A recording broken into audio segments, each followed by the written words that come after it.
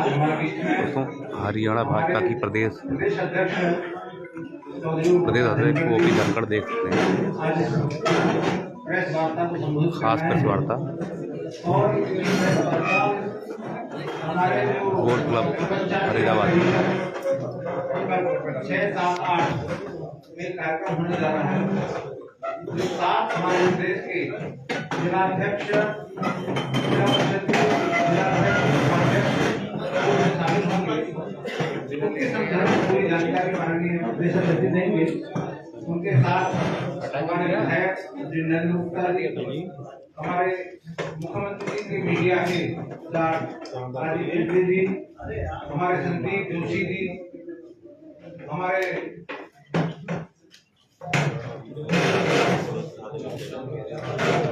गहलोत सिंह और हमारे और हमारे मामा जी और भारत सिंह जी, विनोद जी, हमारे जो मीडिया के इंचार्ज हैं सब उपस्थित हैं। मैं बिना विलंब करते हुए माननीय प्रदेश अध्यक्ष से निवेदन करूंगा वो अपनी बात मीडिया के सभी मित्रों का स्वागत है। हरियाणा में कुछ पहले हमने की थी शिक्षित पंचायतें बनाने और उसी के साथ कई स्टेप्स और लिए थे। इसमें आपके ध्यान में होगा कि हमने स्टेप लिया था अंतर जिला परिषद ऐसे राज्य स्तर की बनाई। इसमें जिला परिषदों के चेयरमैन, नगर निगमों के चेयरमैन, नगर परिषदों के जिला हेडक्वार्टर के चेयरमैन और कुछ चुनिंदा सरपंच और ब्लॉक समिति के चेयरमैनों को पंचायत मंत्रालय मेरे पास था, हमने उस समय बुलाना प्रारंभ किया था। मुझे खुशी है कि उससे भी एक बड़ा अनूठा प्रयोग फरीदाबाद से होने जा रहा है। भारतीय जनता पार्टी ने क्षेत्रीय पंचायत परिषद ये बुलाने का निर्णय किया है। ऐसी 3 परिषदें की बैठक होगी, जिसमें पहली 7-8 अगस्त फरीदाबाद में होगी। ऐसे ही इसके एक सप्ताह बाद हमारे दमन में होगी और उसके बाद एक दूसरी कलकत्ता में होगी 13-14 को और 19-20 को दमन में। ऐसे पूरे भारत को 3 हिस्सों में बांटकर ये पंचायती राज क्षेत्र परिषद का जो है आयोजन किया जा रहा है। ये पंचायती राज परिषद जो क्षेत्रीय स्तर की हो रही है, इसमें जो फरीदाबाद सूरजकुंड में होगी, इसमें जम्मू कश्मीर, लद्दाख, हिमाचल प्रदेश, उत्तराखंड, उत्तर प्रदेश, हरियाणा और राजस्थान, इसके 182 प्रतिनिधि जो जिला परिषदों के चेयरमैन हैं और जिला परिषदों के वाइस चेयरमैन हैं वो बुलाए हैं। भारतीय जनता पार्टी के राष्ट्रीय अध्यक्ष आदरणीय जगत प्रकाश जी नड्डा इससे क्षेत्रीय परिषद का पंचायती राज परिषद का उद्घाटन करेंगे। हमारे क्षेत्रीय अनेक प्रमुख लोग, राष्ट्रीय संगठन मंत्री जी संतोष जी, श्री प्रकाश जी, कैलाश विजयवर्गीय जी, केंद्रीय मंत्रीगण, हमारे मुख्यमंत्री मनोहर लाल जी, मैं शिवम, हम सब इस पर रहने वाले हैं। यह आयोजन 6 तारीख शाम से लोगों का आना शुरू होगा, लेकिन विधिवत उद्घाटन 4 तारीख को सुबह 10 बजे और 8 तारीख शाम तक ये परिषद चलेगी। इस परिषद में जहां एक तरफ अंतरराज्यीय अनुभव आपस में साझा करेंगे कि विभिन्न प्रकार के अनुभव जो अपने अपने राज्य के हैं, उसके साथ साथ उनके अनुभव से उनके कामों को और बेहतरी की तरफ ले जाना और बेहतर डिलीवरी को लोगों की सेवा की दे सके, और अच्छा काम कर सकें, इसकी भी एक तरह से चर्चा इसमें होगी। केंद्र से कुछ अपेक्षाएं हैं, तो उस नाते से उसकी चर्चा भी, पंचायती राज मंत्रालय भारत सरकार क्या कर रहा है, इसकी पूरी प्रदर्शनी लगेगी और इस पर चर्चा होगी। इसी तरह से हरियाणा सरकार भी अपनी प्रदर्शनी लगा रही है कि पंचायती राज में हम क्या कर रहे हैं, उसकी भी प्रदर्शनी यहाँ पर होगी। भिन्न राज्यों के अच्छे कामों का भी यहाँ प्रेजेंटेशन होगा और बेहतरी की तरफ कैसे जाया जा सके, ये मुख्य थीम, पंचायती राज संस्थाएं कैसे और मजबूत हों, इस मुख्य थीम के साथ आगे बढ़ें। पंचायती राज संस्थाओं के भी चिंतन में, विचार में, वर्किंग में पूरा अखिल भारतीय एक परिदृश्य, एक समझ और पूरे भारत की मजबूती के लिए पंचायती राज संस्थाओं का भी योगदान हो, उसके नाते भी इस सत्र चलेगी। अब आपको सबको जानकारी है कि बड़ी मात्रा में बहनें भी पंचायती राज में अब चेयरमैन है, वाइस चेयरमैन है, वो भी यहाँ उपस्थित सब रहने वाली हैं।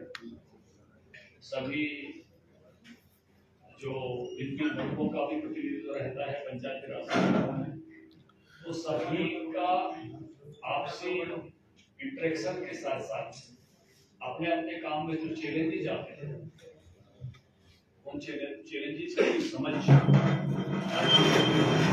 केंद्रीय पंचायती राज मंत्रालय को भी हो, तो उनके रिप्रेजेंटेटिव भी यहाँ उपस्थित रहेंगे। तो एक बड़ा आयोजन और एक अनूठा आयोजन, और मैं कहूँगा कि पहली बार ऐसा आयोजन, क्षेत्र परिषद है, मैं भी क्षेत्र परिषद का मंत्री के नाते सदस्य रहा हूँ और क्षेत्रीय परिषदों की बैठक भी होती है,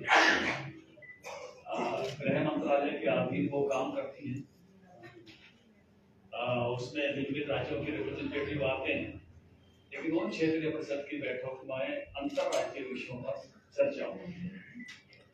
ये क्षेत्रीय परिषद एक अलग तरह की है, इसमें केवल फोकस पंचायती राज काम पर है, पंचायती राज संस्थाओं की सामर्थ्य है, उनकी शक्तियों पर है, उनकी और बेहतरी कैसे हो, इस विषय पर है। ये एक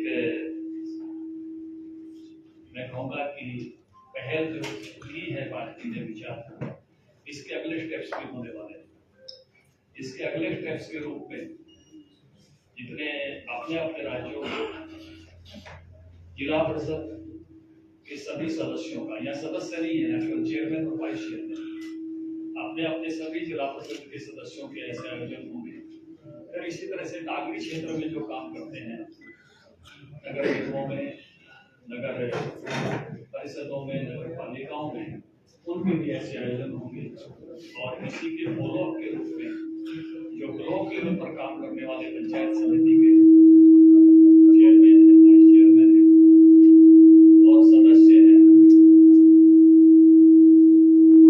उनके भी इसी प्रकार के अनुवर्ती कार्यक्रम होंगे। तो एक श्रृंखला यहाँ से शुरू हो रही है, पंचायती राज संस्थाओं को इस प्रकार से मजबूती प्रदान करने के लिए। इसका साक्षी जो है फरीदाबाद बनेगा।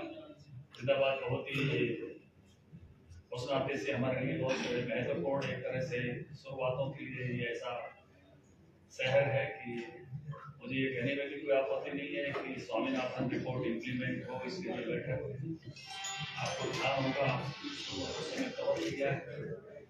मिलन वाटिका में आज सुषमा जी नहीं है, अरुण जेटली जी नहीं है, लेकिन ठाकुर राजनाथ सिंह जी अनेक बड़े दिग्गज उस समय यहाँ आए और उस विषय को हमने यहाँ से प्रारंभ किया था, सफलता पाई। इसी तरह से हमारी राष्ट्रीय परिषद भारतीय जनता पार्टी की चुनाव से पहले 2013 में वो भी यही सूरजपुर से हुई थी, और उसके बाद भी अनेक राष्ट्रीय स्तर के डिसीजन यहाँ सामने से हुए हैं। मैं भी कह सकता हूँ कि स्थान हमारे लिए बहुत लकी है, सौभाग्यशाली है कि यहाँ से अच्छी जो भी पहल होती है उसको अच्छी सफलता मिलती है। और आज मुझे आनंद है इतना बड़ा मीडिया का अपना परिवार देखते हैं। आपको भी इस बड़े परिवार के लिए बधाई देता हूँ। आज इसी विषय को साझा करने के लिए मुझे आपके बीच में उपस्थित होना था, उसी नाते से उपस्थित। कितने सत्र इसमें रहने वाले हैं, कौन कौन आने वाले हैं, उसके बारे में और कैसे कैसे सीक्वेंस रहेगा आपने कहा? कुछ नाम मैंने बताए हैं। जगत प्रकाश जी नड्डा हमारे राष्ट्रीय अध्यक्ष जो है वो उद्घाटन करेंगे। हमारे राष्ट्रीय स्तर के कई पदाधिकारी, इनका मैंने उल्लेख किया है। BL संतोष जी तो बदल देना, तब उससे आए। ये संतोष जी तो हैं। अच्छा, सॉरी। संगठन मंत्री है अखिल भारतीय महामंत्री कैलाश विजयवर्गीय जी, सह संगठन मंत्री शिव प्रकाश जी, आदरणीय शिव प्रकाश जी, पंचायती राज के संस्थाओं के मंत्रीगण, मुख्यमंत्री मनोहर लाल जी, महेश्वरम और अन्य भी कुछ लोग जो है उस प्रकार से जुड़ने वाले हैं। तो उसी हिसाब से अलग अलग सत्रों की रचना सामान्यतः 5 सत्र में होंगे। उस नाते से ये सेशन चलेंगे। 2 दिन का पूरा कार्यक्रम है और 6 शाम को सबको आने के लिए निवेदन किया गया है। यहाँ की हमारी पूरी फरीदाबाद की टीम इसकी बन गई है, इंतजामात की व्यवस्थाओं की।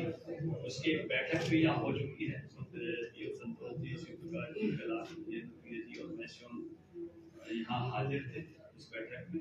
एक डिपार्टमेंट बढ़ गया है, उसकी तैयारी जो है शुरू हो गई है और एक हम इसको पीस ऑफ आर्ट की तरह से बहुत ही अच्छे माहौल में अच्छा ये कार्यक्रम हो, उस नाते से सब लोग जुटे हैं। प्रदेश का प्रशिक्षण वर्ग भी यहाँ बहुत ही अच्छा उस नाते से हुआ था। फरीदाबाद की टीम एक्सपर्ट है ऐसे अखिल भारतीय स्तर के आयोजन करते हैं। धनखड़ जी बड़ा महत्वपूर्ण मुद्दे को लेकर पंचायतों को साथ में लेकर आप चल रहे हैं, लेकिन फरीदाबाद की बात करें तो भारतीय जनता पार्टी चुनाव ही नहीं करवा रही है नगर निकाय और नगर निगम का क्या कारण है?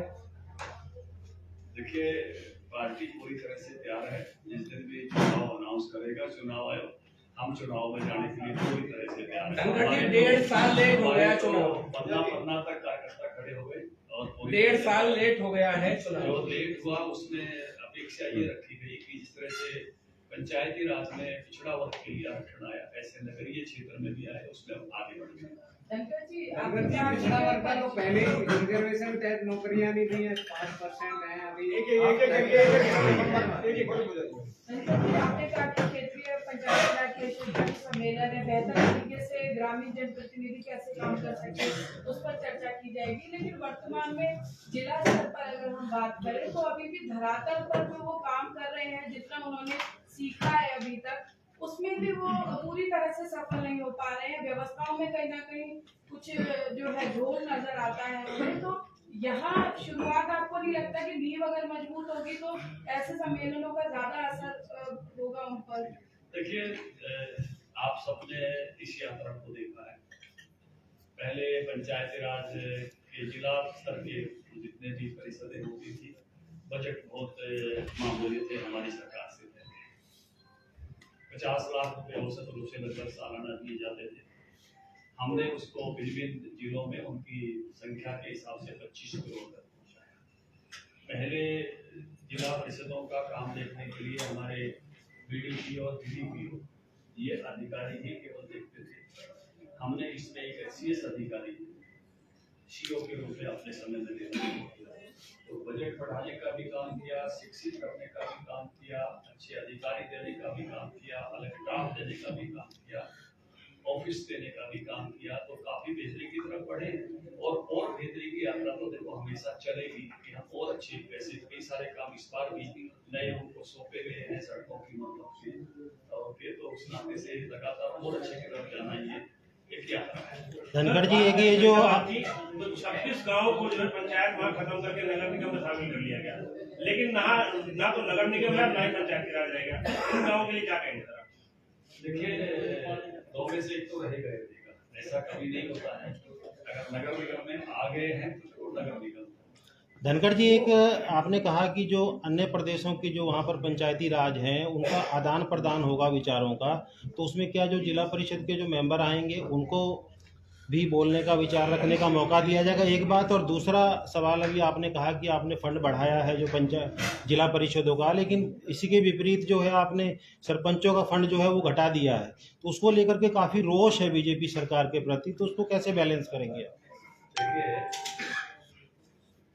पहली बात तो ये है कि ये तो इसलिए मैंने कहा कि भाई सबके अनुभव आपस में आपसी गपशप में भी साझा होंगे, चर्चा में भी साझा होंगे। और पंचायती राज के फंड बढ़े हैं, घटे किसी के नहीं, खर्च करने के तरीके पर केवल बात आई है। और उसमें भी अभी 25 लाख तक 5-5 लाख के 5 काम पंचायतें अपने आप करा सकती हैं। पहले 20 लाख तक की अनुमति थी, तो वो भी इस प्रकार से सरकार ने बढ़ाई है। फर्क केवल इतना है कि पहले 20 लाख एक ही काम के लिए लगा सकते थे, अब 5 अलग अलग कामों के लिए 5-5 लाख रुपए लगा के 25 लाख तक खर्च कर सकते हैं। इतना ही धनखड़ जी, रिजर्वेशन की बात की है, लेकिन हर विभाग में ठेकेदारी रिजर्वेशन महत्व रहेगा कि कुछ वो सिर्फ सर्टिफिकेट के लिए टांगे रहेंगे? मैंने पंचायती राज के जिला परिषद के नगर निगम के उनके आरक्षण की बात मैं कर रहा था इस विषय पर। और ये आज उसी से संबंधित एक तरह से अपनी प्रेस कॉन्फ्रेंस है कि जिस प्रकार से पिछड़े वर्ग के लोगों को सरपंच बनने का, वहाँ जिला परिषद में आने का, लोक समिति में आने का मौका मिला, ऐसे ही नगर निगम में भी, ऐसे ही नगर परिषद नगर पालिकाओं में आने का मौका मिले, इसके लिए पंकज जी, पूरे प्रदेश में बाढ़ हालात खराब है और सबसे ज्यादा नुकसान किसान है, पीड़ित वर्ग है। हालांकि कभी दावा नहीं हुई, कैसे करेगा, कब तक करेगा? देखिए, मुझे ये बताते हुए संतोष है कि पहली बार हरियाणा में बाढ़ तो अनेक वर्षों से, और बाढ़ग्रस्त घोषित करने का मतलब होता है जिस प्रकार का नुकसान सरकार हुआ है, सरकार से और केंद्र से भी इस प्रकार से सहयोग मिल रहा है। तो किसानों का पहले से ही डिजास्टर मैनेजमेंट का 15,000 रुपये है, जिनका नुकसान हुआ है उनको मिलेगा। बाकी किसी का मकान का और इसी प्रकार से जो बीमा कराते हैं तो वो भी फसल अगर नहीं होती है तो उसका भी पैसा उनको मिलने वाला है जो बीमा कराते हैं। तो सभी प्रकार के इंतजाम इस प्रकार किए गए हैं। बाढ़ है, 45 साल के रिकॉर्ड टूटे हैं जो, और हमारे दोनों इलाकों में एक बार मैं कहूँगा कि 2 बहाव क्षेत्र है हरियाणा के, एक सिंधु के बहाव क्षेत्र के साथ जुड़ता है जिससे शक्कर और ये जो हम कहते हैं इधर की जो नदियां हैं कौशल्या, टांगरी, वाला जिला वाटर डिवाइडर है। ऊपर शिमला में जाओगे तो रिच वाटर डिवाइडर है, और इधर यमुना के साथ लगते इलाकों में भी उसका प्रभाव हुआ है। तो वो सब आकलन हो रहा है, और जिनका आकलन हो गया है उसको पैसे पहुंचाने शुरू भी किया। क्लर्कों की हड़ताल पर सरकार ने नो वर्क नो वेतन लागू कर दिया है, वही क्लर्क अपनी मांग पर अड़े हुए हैं, लेकिन इन सबके बीच में जनता पिस रही है। सरकारी कार्यालयों में कोई वैकल्पिक व्यवस्था नहीं की गई है, तो क्या ये इसी तरह से चलता रहेगा? देखिए, सरकार की तरफ से बातचीत की गई है। कल मुझे भी मिले थे कुछ प्रतिनिधि, और फाइनेंस सेक्रेटरी हैं अनुराग रस्तोगी से मैंने भी बात की थी, और उन सब का मन यही है कि विभिन्न राज्यों के अनुभव के आधार पर जो हम बेहतर कर सकते हैं, उन्होंने अपने मुझसे कहा कि भाई हम उस रास्ते पर आगे बढ़ रहे हैं। मुझे लगता है कि समाधान जल्दी निकलेगा।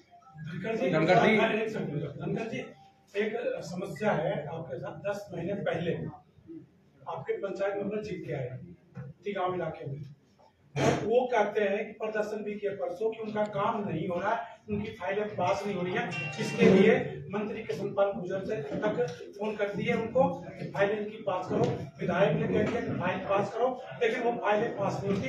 वीडियो भी कह रहे हैं कि हमारी गलती नहीं है, फंड है, पास नहीं हो रही है। तो पंचायती राज की बात अब कर रहे हैं।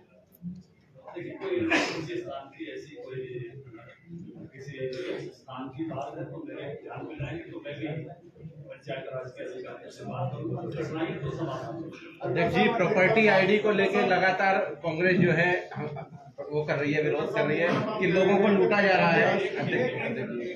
अध्यक्ष जी, प्रॉपर्टी आईडी को लेकर कांग्रेस लगातार विरोध कर रही है कि लोगों को लगातार लूटा जा रहा है, सरकार नाकाम साबित हुई है इस मुद्दे पर, क्या कहेंगे, कब तक ये सारी व्यवस्था सुधरेगी? सरकार ने कई सारे नए लोगों को भी इसके लिए अपॉइंटमेंट दी है, और उसके लिए मैं कहूँगा कि ऐसे कैंप भी लगा रहे हैं। प्राथमिक